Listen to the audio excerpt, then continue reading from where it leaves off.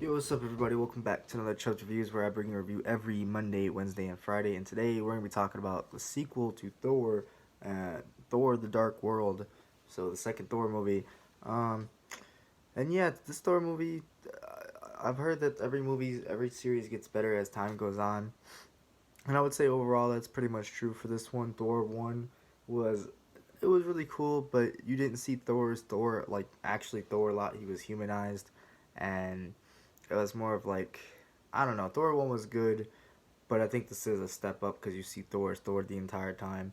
Um, I didn't like all the human stuff in Thor. I don't really like all the human stuff even in this one. Like, the assistant that has an assistant or whatever, the intern that has an intern. It's more the setup of the movie pretty much is dark elves are coming back to take over, not take over, to destroy the world with this black ether stuff, and Thor's girl ends up coming upon this black ether stuff and fusing with it in a sense, and then Thor has to take her to Asgard, his world, and dark elves are there to get it and take over Asgard and destroy the world, all the worlds, and that's pretty much the adventure to stop them. And there's a lot of dramatic shit that happens in this. A lot of fake like deaths, I would say, not to like spoil anything too much, but a lot of fake type of things like that. And I would say the movie's kind of predictable in some sense. It really tries to trick you a lot. Not even about just fake deaths. I probably shouldn't have said that, but oh well. It's an old movie, but there's a lot of fake things that kind of happen, or they try to throw you off. And when you really kind of think about the characters, I remember saying out loud, pretty much calling some of the things that were happening. Not to say that it's too predictable, but it was predictable for me. Um, and yeah, epic battles. I think this was one of the better action movies so far. I like it more than Iron Man 3. Thor was Thor. Pretty decent comedy throughout too. And yeah, there was not much to say. The ending was satisfying all the way through. The final battle was really cool. It was a lot of portals and shit like that going on. Yeah, I wouldn't say there was too much wrong with this movie.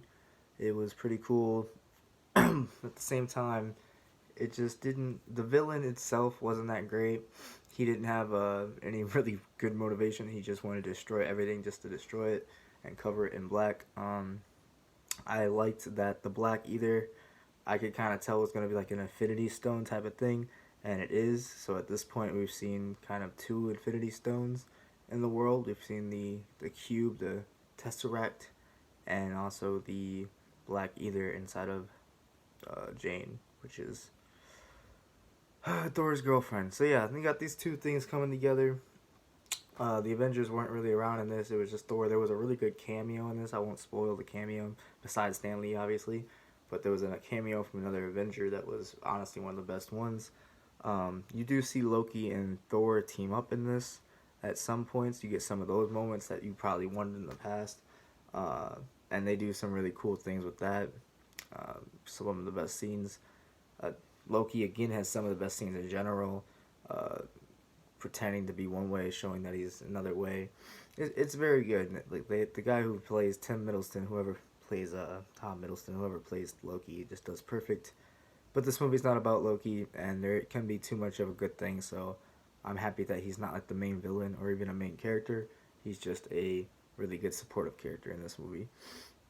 And by the end, you get satisfying, you get satisfactory stuff all around, and hyping up the next Thor or next Avengers movie.